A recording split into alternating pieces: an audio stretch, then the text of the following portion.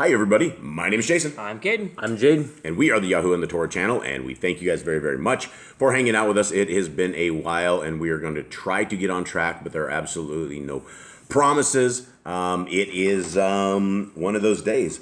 I just sat down. I noticed there were knives all over the table, and today is the day, gentlemen. You guys ready? Yep. This is the first time that Boss Clan, out of 24 cows, where we had 20 of them die, we've never, ever had meat of our own. We've never killed it for our own meat. It's always gone to our dogs. It's always been something funky. And it is one of these things where we absolutely do not have any kind of meat in this house, and we haven't had meat for quite a while. Every once in a while, we will get a little chunk of a pound of a hamburger or something, that we try to get that to go a very long ways. But in the land of the broke, in the land of the living off the land, this is one of these lessons that we got to do. And our friend Hippity Hoppity Ted, who is a cow that ran away, he's been running away now for a while, and just out of nowhere, and he's getting very good at jumping things without a problem. We've had some cows that jump fences before, and they don't all jump like this. They don't all do bad things that bad cows do, but at some point, I guess they do. And so we will see if Boss Clan can man up and take care of business today and try to fill a little freezer that we have and finally have some meat, which will be interesting. And I don't know about so much eating this. Every time that we eat something, we're going to be eating Ted. So somebody will have to get a chunk of Ted out of the freezer. That's it. Eli, you ready for this? Yep. You look a little tired. Were you a little slow getting to the board this morning? A little bit. A little bit. All right, well, let's begin. I'm not going to do the calendar anymore because, number one, I don't know so much as if we have the 100% calendar correct. And number two is people watch this years and years and years later, and so none of these calendars, none of this stuff is going to make any sense to anybody when they watch this stuff. So we're going to just continue on with this. If you want to go to the calendar, you can go to our Yahuwah and the Torah website, and we have it there, and we are truly trying to dial this in to perfection, if that is even possible. And it is one of those things that's it's very, very hard to figure out, very hard to get dialed in right. And Enoch talks about it. Everybody talks about it, how everyone's going to go wrong in the days, in the months and seasons and things of that nature. And so we are trying not to be those people. And so let's continue on. You guys ready? Yep. Okay, Yochanan 16, we will do our handy dandy split screen. It has. It's been a while since we've done the handy dandy split screen. It's been a while since we've done this. And we will get probably 2 of these in this week. And then we have more missions we've got to deal with. And so it's going to be kind of a wild week again. Okay, so here we are. Yochanan 16. These I have spoken to you so that you do not stumble. Okay, what is he speaking of? I guess we'd have to go into this. He was talking about how he's going to send the helper. When he leaves, the helper comes and they shall help them. Right, okay. So yeah, the helper will be on his way. 2, they shall put you out of the congregations, but an hour is coming when everyone who kills you shall think he is rendering service to Elohim. So that's kind of a scary thing, right? That means the people have gone crazy and they think that they're going to kill you. Yeah, they're going to kill you in the name of Yah, and that is the right thing to do. 3, and this they shall do to you because they did not know the Father nor me. All right, so there's a Trinity breaker again. 2 separate individuals right there. They didn't know the Father and know me. It doesn't say they're the same person. It says 2 different people. Yeah, this is very clearly 2 people. They did not know the Father nor me. 2 separate entities, right? Unless we think our Creator and His Son, Messiah Yahushua, is crazy, and they're not. 4, but I have said these to you, so that when the hour comes, you remember that I told them to you. And these I did not say to you at the beginning, for I was with you. But now I go away to him who sent me, and not one of you asks me, where are you going? Again, Trinity breaker, right? He's going away. Where? Is he going back to his home that he came from by himself? No, he's going back to his home by his Father who sent him, is what this says. So the question he's asking is, not one of them are asking you, where are you going? 6, but because I have said these to you, grief has filled your heart. But I say the truth to you. It is better for you that I go away, for if I do not go away, the helper shall not come to you at all. But if I go, I shall send him to you. And having come, he shall reprove the world concerning sin, and concerning righteousness, and concerning judgment. Concerning sin, because they do not believe in me. Concerning righteousness, because I go to my Father, and you see me no more. Concerning judgment, because the ruler of this world is judged. All right, again, verse 10 is a Trinity breaker. Concerning righteousness, because I go to my Father, you see me no more. I don't think he wanted to confuse the people. I don't think that was ever supposed to be like that. But I mean, if you're trying to confuse the people, he got us confused. If it is Trinity, it's like, I'm going to my Father, which is actually me. So. Yeah, and that is probably one of the greatest deceptions the Satan has ever done, is this Trinity. The entire Trinity fiasco.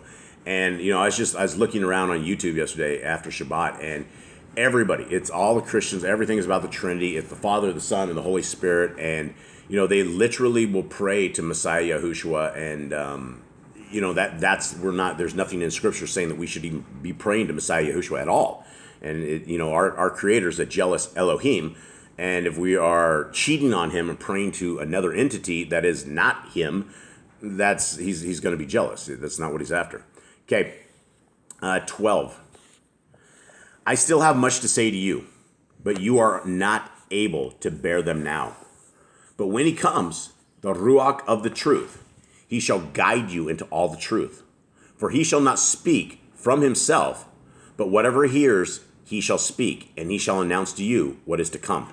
Okay, what does this sound like? What is it? What is this? The Ruach of truth. What is this? This is like the Ruach that shows you things. That shows you like things like deceptive or something like confusing. He shows you what's going on. Yeah. What do we make of this? Because it says he will not speak. So we know the Ruach of truth does not speak. Well, actually, it says do not speak from himself. So whatever he speaks is from Yahuwah. It comes from Yah, and it's what he hears. He shall speak, and he shall announce to you what is to come. Well, it's like Yahushua, right? It's like Yahushua did, and when he heard something from Yahuwah, he would do as he was told. That's what the Ruach of Truth is going to do.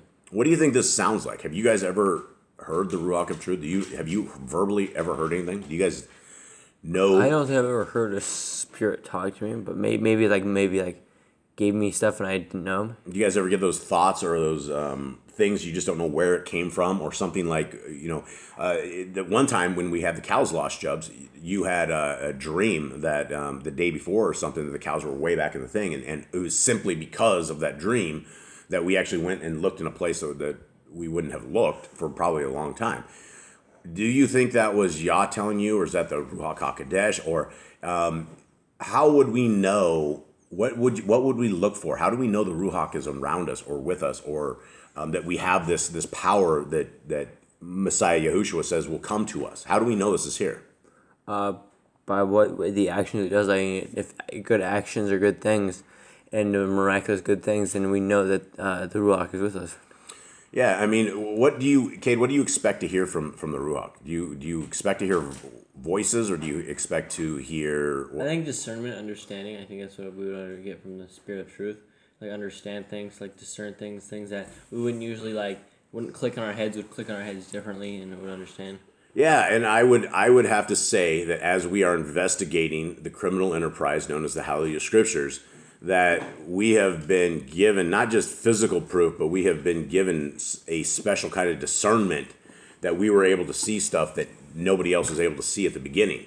And now that we are able to present this, then the rest of it is able to be there. But I wouldn't have just known about things of this nature. And I'm not saying that Yah has provided me any kind of information or there's any kind of supernatural anything, but there is basically a case that came about, and it is all of truth, and it is exposing all the lies.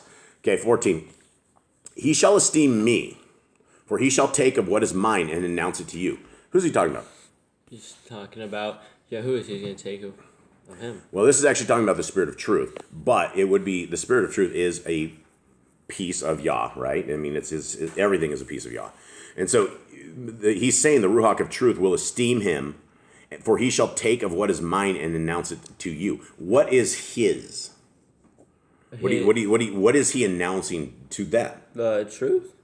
The truth. I think the good news.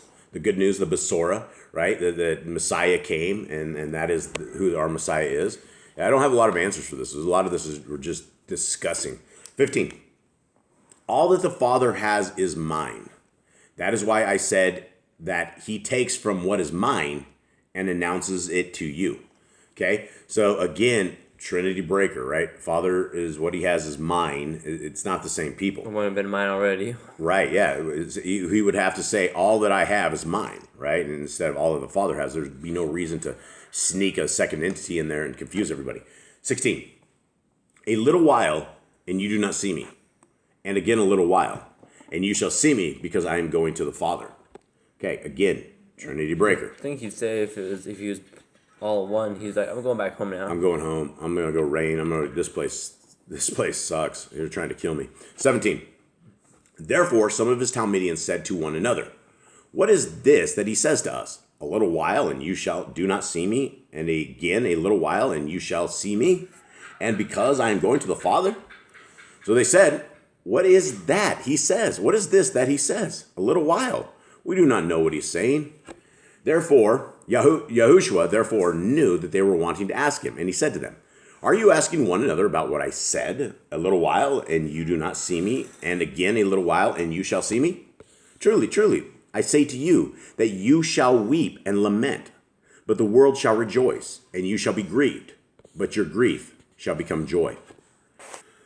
The woman is grieved when she is in labor, because her hour has come. But as soon as she has given birth to the child, she no longer remembers the affliction, for joy that a man was born into the world.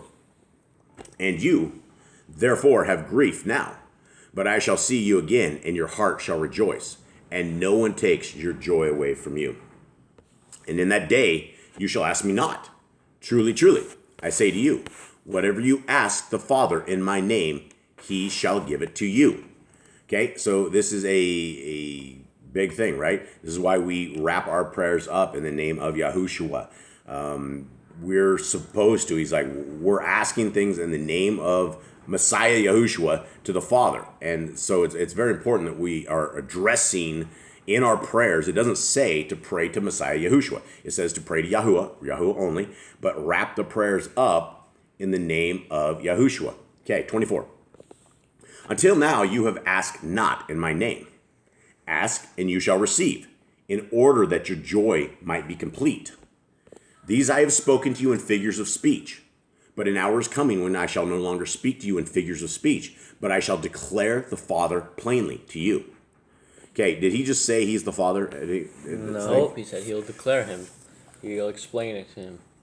26. In that day you shall ask in my name, and I do not say to you that I shall pray the Father on your behalf. For the Father himself loves you, because you have loved me, and have believed that I came forth from Yahuwah. Okay, this is a triple Trinity breaker, right? This is, if the Trinity was real, all of these verses would become useless, right? It wouldn't make any sense. Because he says, again, I want to repeat this. In that day you shall ask in my name, and I do not say to you that I shall pray the Father on your behalf. He's saying that he doesn't need to pray to the Father on your behalf. For the Father himself, right? He didn't say, for I myself love you. He says, for the Father himself loves you, because you have loved me and have believed that I came forth from Yahuwah, right? He says he came forth from Yahuwah. Does this say that he is Yahuwah? No. Nothing. It doesn't say that. It doesn't say anywhere in scriptures. I mean, if you read it just as it is, it seems that there are two different people we're talking about here. Yeah, it is two separate people. I came forth from the Father and have to come into the world. Again, I leave the world and go to the Father.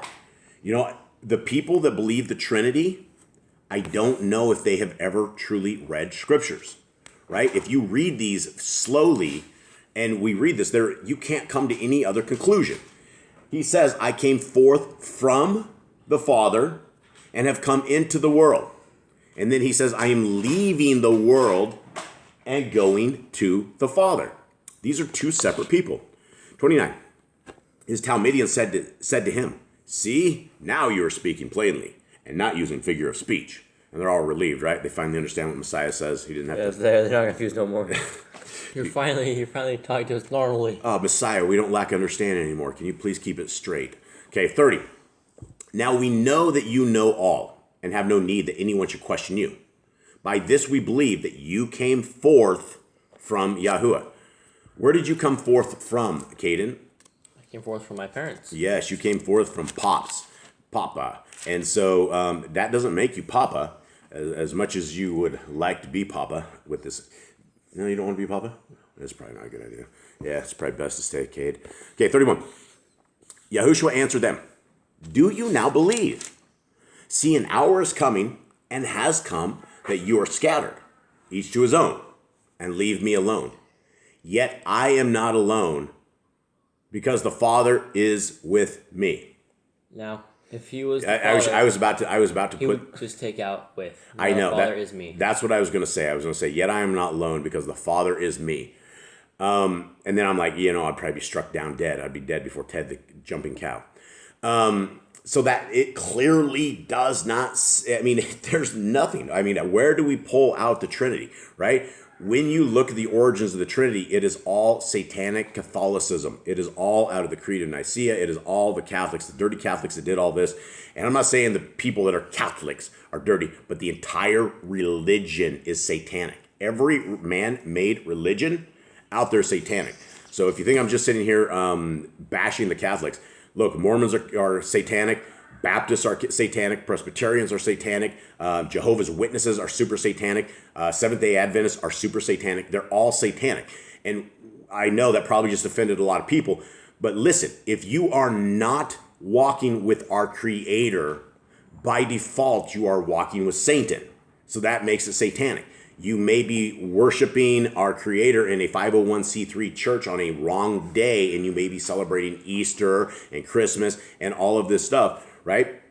That's satanic, right? It should not be done. And so let's continue on. 33. These I have spoken to you, that in me you might have peace. In the world you have pressure, but take courage. I have overcome the world. All right. It says clearly, in the world you have pressure. Does anyone not feel pressure in this world? There's pressure every day. Pressure every single day. There's always pressure. There's always some sort of demons that are coming out and doing some evil.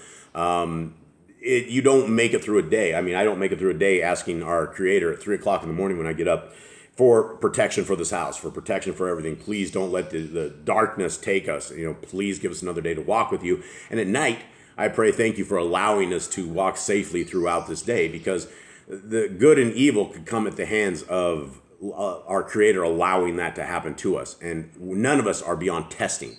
And everyone should expect to be tested. Everyone should expect bad things to happen, especially if we're in the Torah, right? If we are not being tested, that means that the devil isn't after us, and that means that we are not on the side of our Creator. More than likely, you won't be tested if you are in a man-made religion. If you're in one of the 65,000 different religions of man, you probably won't be tested, because you're already doing what Satan wants you to do, and that is getting rid of the laws, statutes, and commandments of our Creator and just living this mercy life. It's all about mercy and grace, mercy and grace, mercy and grace. And that's all well and said up until you make it to the judgment seat, and Messiah Yahushua says that it has nothing to do with mercy and grace, although we are given mercy and grace, but we are also told we need to have obedience. We need to be loyal and faithful to our Creator, and if we are going against the Torah, we are not being loyal. All right, that's it. So thank you guys very, very much. Hope you guys have a wonderful day. We are going to, unfortunately, get our hands bloody here in just a little bit. We love you all. Hope you guys have a wonderful day. All right. Shalom.